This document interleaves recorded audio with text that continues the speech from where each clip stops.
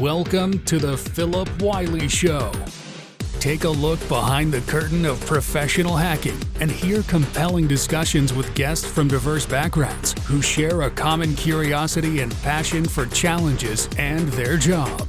And now, here's your host, offensive security professional, educator, mentor, and author, Philip Wiley.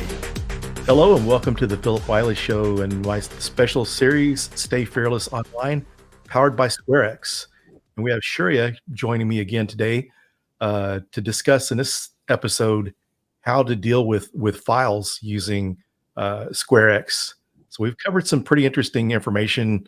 Like the last episode was pretty cool on how you can create disposable emails and just the different ways. The episode when you're on, you're showing me how we could right click and safely view the content of emails. So it's been really cool. So this is a very valuable tool. So I'm very interested to hear about today dealing with files. I mean, because normally the things you have to go through to create some kind of sandbox, and like I shared with some of the others on the past episodes, sometimes if you get like a malicious link or something that you don't want to click on, you have to copy it, go to like a URL scanner, scan it. And sometimes those URL scanners aren't accurate. They don't tell you what it says they give you the information based on what they know. And if they don't know information on that content, they really can't help you make a good decision. So it's really nice to have something like this that takes a lot of the guesswork out of it.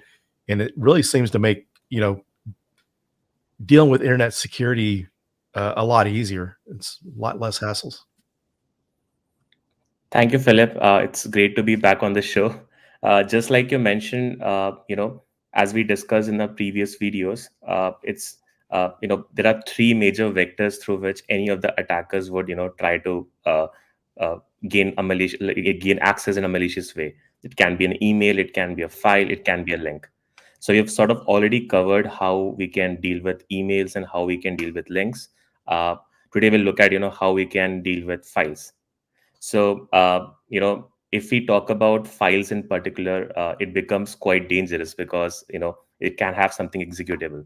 And majority of the major attacks have sort of happened through files, where people have been able to do a takeover of the machine, takeover of the account, and things like that. So it's quite crucial to protect ourselves from malicious files, especially if we are getting it from some unknown senders.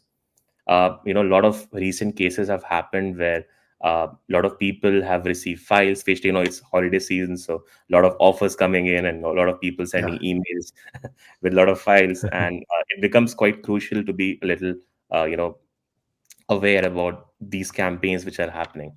So if we talk about the work context, nowadays, a lot of people are doing work from home as well, right? And with that, I've seen a lot of people accessing their personal emails on their work computer. And that often creates problem because there's not a very clear segregation between your work applications and your personal applications. And often attackers try to get access to the work machine through the personal email. Like, for example, you get a file on your personal email, you download it and open it on your work laptop without thinking much. And it sort of affects it, and it also impacts the company. So things like that becomes very, very, very crucial. So just to see like what sort of solutions are available right now. So there are a lot of people who install antivirus softwares, right? And there are a lot of endpoint security systems as well who look at different files. But the way all of these work is in a very probabilistic way, similar to how we discussed about the URL, where with 100% surety, no one can say any new file can actually be malicious or not. So just to show this with a demo, I think would be much better. So let me share my screen and show you. Sure. Sounds good. Yeah.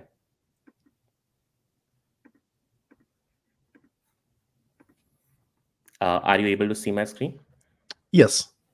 Okay, great. So as you can see here, I have received an email from my colleague which contains an Excel file. And this Excel file, is a simple employee list which lists down different employees and their different numbers, right? Now, the problem with this file is actually it's a malicious Excel which contains a macro which leads to an executable running on your machine. Now, for any normal user, they would often rely on the scanning done by different providers. Like here, you can see there's a big surety because it says it's scanned by Gmail, right? But all of these scanners sort of work in a probabilistic way. Just to save time, I already uploaded this very same file in VirusTotal. So you can see on this screen, out of 62 vendors, only 3 vendors found something suspicious about this particular file. This sort of proves the point that probabilistic model are not something we can 100% rely on, right? Just to show you how dangerous this one can be, I have a small VM on my machine right now, which has a Windows running. And I'm going to open this Excel file and see what happens if I do, right? So I've already transferred this file here. Are you able to see my Windows screen?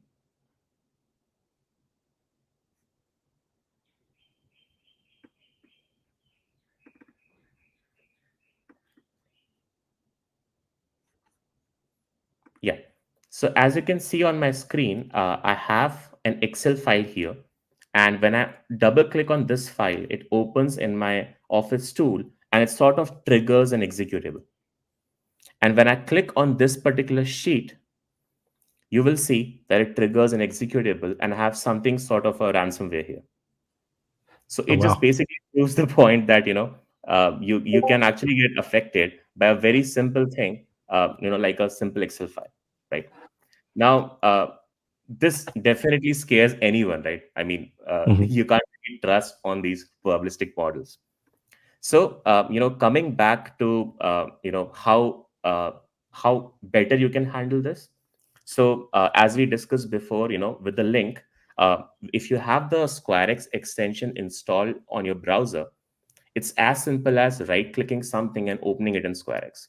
So if you see this here, I'm just going to right-click here, click on Open in SquareX, and go ahead and select Singapore, for example.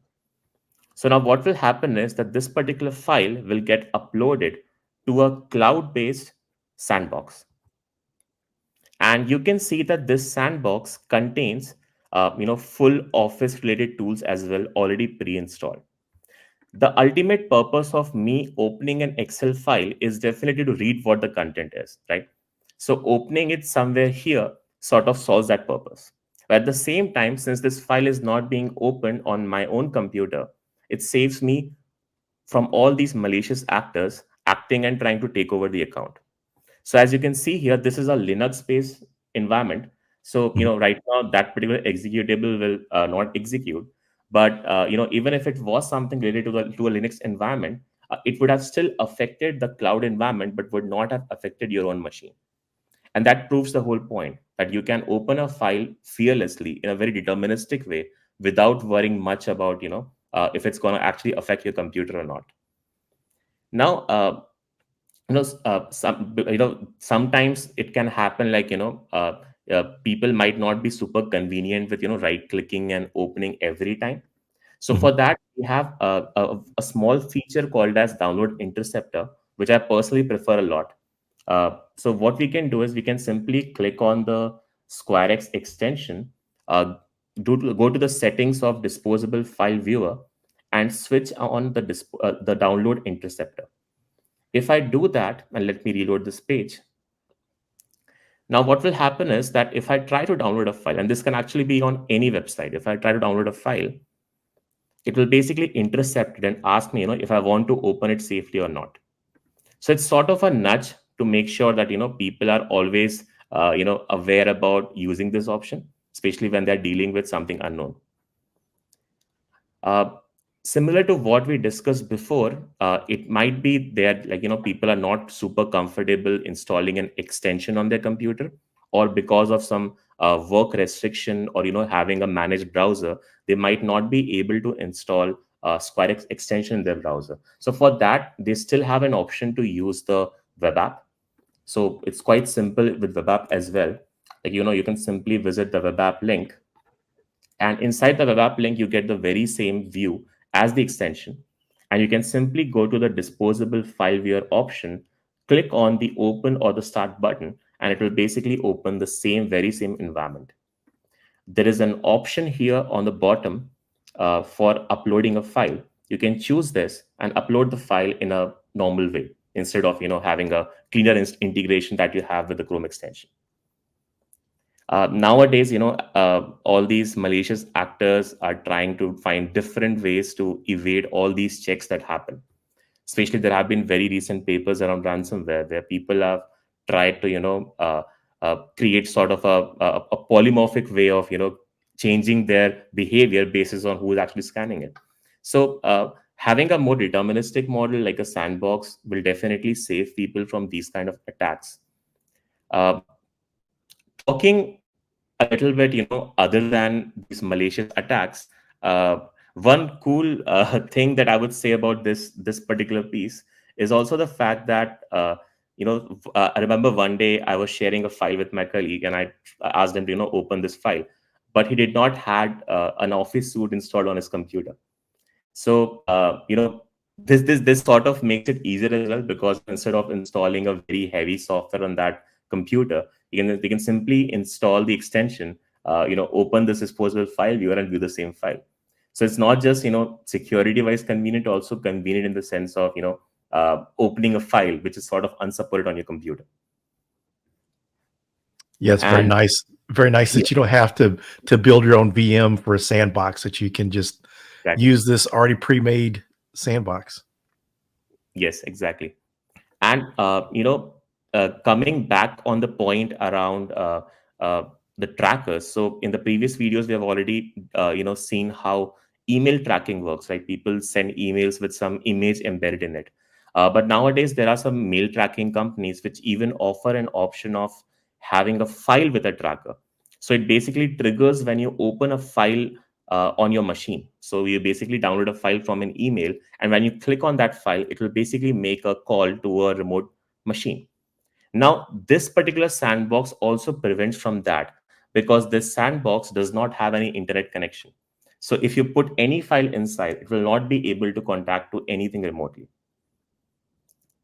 So it also sorts of protects from that sense by keeping you, away from, having the file interact with anything that is remote. Very interesting. This is really good. I mean, as you mentioned, it's kind of the holiday season. People are doing shopping. They're a lot bigger target. A lot of companies' IT may be on vacation. People are too distracted, and this is a prime time for threat actors. So this is a really good way for people to be able to be safe online and use this tool. It's amazing how easy it is to use, because I spoke to one of your colleagues recently that I was goofing around. I found actually had someone send me a message on Twitter, and it was some kind of stalkerware, because it looked like a link to my Instagram account. So I right clicked it, copied it, went into URL scanner, and it came back as not seeing anything wrong with it. And then so I right clicked it and opened it up with SquareX, and found out it was some site out of Russia that was stalkerware. So if I'd clicked on it, then they would have somehow, I don't know, install something on my machine or be able to track what I'm doing. Or, a lot of times you see these attacks where someone will send you a message on social media, and it gets you to prompts you to log in to your social media. And you see so many people's older family members falling victim to that, or family members that aren't very tech savvy. So this is really a great way to be able to do that safely. One of the things that really amazed me is how easy it is to use. I mean, I've get people all the time, would you check out our software? And it takes some readings, watching some videos and reading to learn how to use it. But SquareX is pretty self-explanatory and easy to use. It really doesn't take much to learn how to use it. I mean, it's very easy to learn. Yeah, that's what our point was, making this thing very simple for anyone to use. So I did have a few questions. So how do we identify files that are safe for direct viewing and determine which ones are suitable to open in the disposable file viewer? I think it depends a lot, because it's always very difficult to judge what file you should open in this environment and what you should open locally. But I would say it would totally depend on who is actually sending you that file. So if you see if there is some person who is unknown, you have never interacted with before, and if that person has sent you a file, it's always safe to open it in a disposable environment. However, I would say, like, in lot recently, lot of business account takeovers are also happening.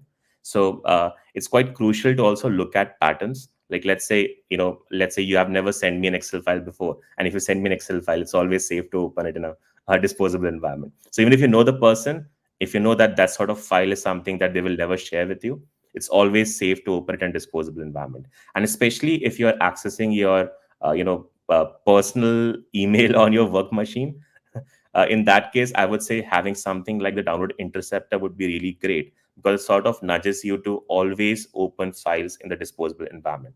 Because anyways, you quickly want to look at file when you're looking on your email, right? So it makes sense to open it in the disposable environment. So, like in Gmail, whenever we receive attachments, Google allows us to preview such files as PDFs or Excel. What sets the disposable viewer apart from this in this regard? Yeah. So of course, there are cases where people can actually see a preview inside the Gmail itself, but it's sort of restricted in formats. So, for example, let's say someone sends you a video file which is not supported by the viewer, which is provided by the drive. In that case, you have no other option but to download the file, because you're sort of dependent on what is sort of available through the Gmail software. At the same time, there are also some restrictions around the file size. Like, up to a certain limit is the only size you can actually view there. But in case of disposable file viewer, if you want, you can technically upload a file up to gigabytes as well. So it's quite free in that sense. You can open bigger files, and it literally has applications like VLC Media Player inside, which supports really every video format you can think of. And so, how does the disposable file viewer integrate with other SquareX features to enhance security measures? That's a good question. So let's say you open a website, a malicious website in a disposable browser, and if you try to download a file from that particular link, so all these SquareX tools sort of work in coherence with each other. So if you download a file from a malicious link, it will by default stream it to the disposable file viewer and open it for you. So that way, there's a very closer integration with the disposable browser as well. Yeah, very interesting. Like I said, I'm just really amazed with the ease of use, and because before, just the things, even people that are experienced security professionals, some of the things you have to do to be able to view files and to be safe, and it's easily simple as a right click with SquareX. Exactly. And referring back to some of the older features, like we also looked at, in the previous videos about how we can open an email in a privacy mode.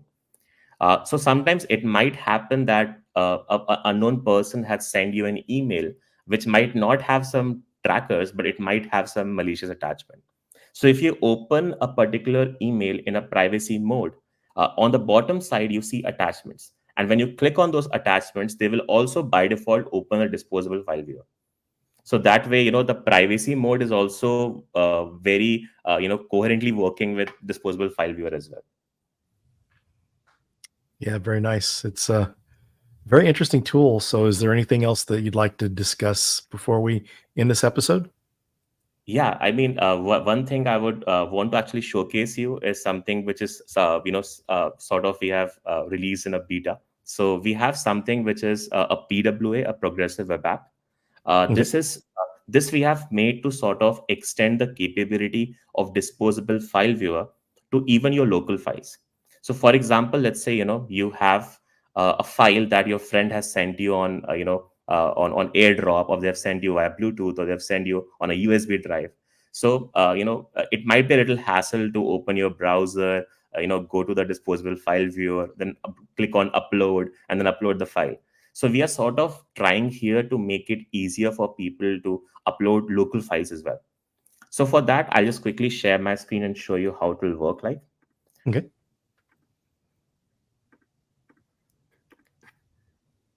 So let's say I visit our PWA page. As soon as I visit that, there'll be an option on the top to install it as a local app. The moment I click on install, it will install that file.